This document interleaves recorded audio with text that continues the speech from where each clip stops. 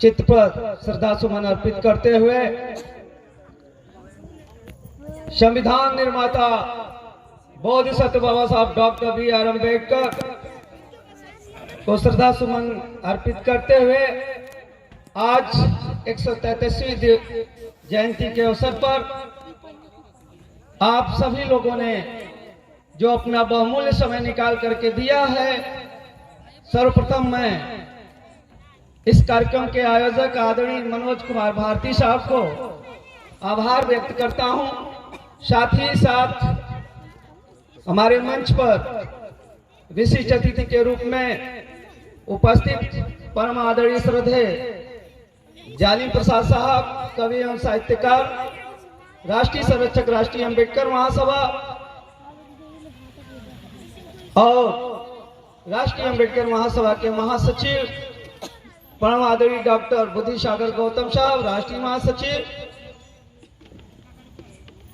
और इस कार्यक्रम के विशिष्ट अतिथि के रूप में पधारे गोरखपुर दीवानी कचहरी के वरिष्ठ अधिवक्ता परम आदरणीय रामानुज राव एडवोकेट साहब, जो राष्ट्रीय अम्बेडकर महासभा के राष्ट्रीय विधि सलाहकार हैं, और इस कार्यक्रम में पधारे हमारे प्रदेश के कोषाध्यक्ष आदरणीय ओंकार धारिया साहब, प्रदेश अध्यक्ष परम आदरणीय श्रद्धेय रामचंद्र बाबू साहब, प्रदेश कोषाध्यक्ष आदरणीय श्रद्धेय पुरुषोत्तम बाबू साहब, हम लोगों के इस क्षेत्र के जुझारू और क्रांतिकारी और दलित पिछड़ों के कवि साहित्यकार परम आदरणीय श्रद्धेय डॉक्टर वेद प्रकाश निषाद साहब का आभार व्यक्त करता हूं। इस कार्यक्रम में पधारे परम आदरणीय डॉक्टर रामज्ञा साहब का आभार व्यक्त करते हुए माताओं बहनों बैठे 2 मिनट। सम्मानित साथियों, आज हम लोग बाबा साहब की जयंती 14 अप्रैल से लेकर के पूरे महीने मनाने का काम करते हैं। आज दबे कुचले पिछड़े बहुजन समाज में जन्मे हम सभी को मसीहा बाबा साहब डॉक्टर अम्बेडकर अगर हमारे बीच में नहीं आए होते तो आपको इतनी अच्छी कुर्सियां बैठने का अधिकार नहीं दिया जाता। हमारे जैसे लोग डबल MA LLB करके आपके बीच में भाषण देने के लिए नहीं आते। यह बाबा साहब डॉक्टर अम्बेडकर की देन है। धन्य है बाबा साहब डॉक्टर अम्बेडकर, जो अमेरिका का राष्ट्रपति भारत में आता है तो कहता है कि बाबा साहब डॉक्टर अम्बेडकर अगर हमारे देश में जन्म लिए होते तो मैं सूर्य से भी बड़ा भगवान के रूप में मानता। लेकिन आज आजादी के 74 वर्ष की दहलीज पर हम खड़े हुए हैं और हमारा पूरा समाज खड़ा हुआ है। किस वजह से खड़ा है? बाबा साहब के संविधान से खड़ा है।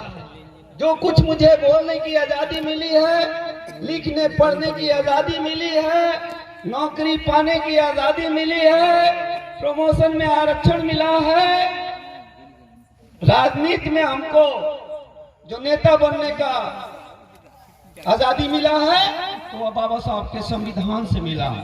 धन्य है बाबा साहब का संविधान, जिनके वजह से हम सबको ये बैठने बोलने चालने सारी अधिकार हम लोगों को बाबा साहब के संविधान से मिला है। लेकिन हम बाबा साहब के संविधान को नहीं मानते हैं। इसलिए नहीं मानते हैं, अभी तमाम वक्ताओं ने अपनी बात को कहा है कि कितने लोगों के घर में बाबा साहब डॉक्टर अम्बेडकर के संविधान हैं, ये बताइए।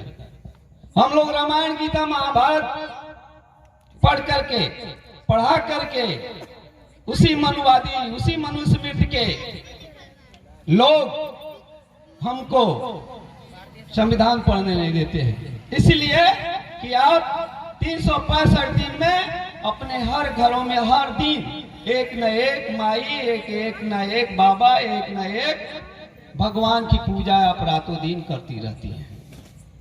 जिस दिन आपको बाबा साहब डॉक्टर अम्बेडकर के विचारधारा को जानकारी हो गई तो निश्चित रूप से आप बाबा साहब डॉक्टर अंबेडकर को नमन करने का काम करती। लेकिन बाबा साहब डॉक्टर अंबेडकर के बारे में आप जानते हैं, इसलिए नहीं जानती हैं कि आपको कुर्सी पर बैठने का अधिकार नहीं था। जो कुछ अधिकार मिला है तो वह बाबा साहब डॉक्टर अंबेडकर के संविधान से मिला है। सम्मानित साथियों, डीएम, सीएम, पीएम बनने का अधिकार जो भी मिला है वह बाबा साहब का संविधान है। अगर बाबा साहब का संविधान नहीं रहता तो हम एक चपरासी से लेकर के एक डीएम, एक आईएएस, पीसीएस अधिकारी या मेरे जैसे व्यक्ति वकालत नहीं करता, क्योंकि जो कुछ भी मिला है वह बाबा साहब डॉक्टर अंबेडकर के संविधान के मिले। धन्य है बाबा साहब डॉक्टर अंबेडकर। अगर हम 365 दिन बाबा साहब की विचारधाराओं को हर घर घर तक पहुंचाने का काम करें तो निश्चित है समता, बंधुत्व, भाईचारा, न्याय हमको मिलेगा। हमको जो 85% लोग हैं उनका अधिकार मिल जाएगा। लेकिन 74 साल आजाद हुआ, आजादी हमें मिली, संविधान मिला, सब कुछ मिला, लेकिन जो हम सबको पढ़ने लिखने का आरक्षण मिला है, नौकरी पाने का अधिकार मिला है, वह बाबा साहब के संविधान से मिला है। और आज 74 साल बीतने के बाद महत्व अनुसूचित जाति को 8% कोटा पूरा। सोच लीजिए इस बात को कि अभी तक हम लोगों का जो आरक्षण कोटा है वो 8% अभी तक मिला है। हमको कितना चाहिए?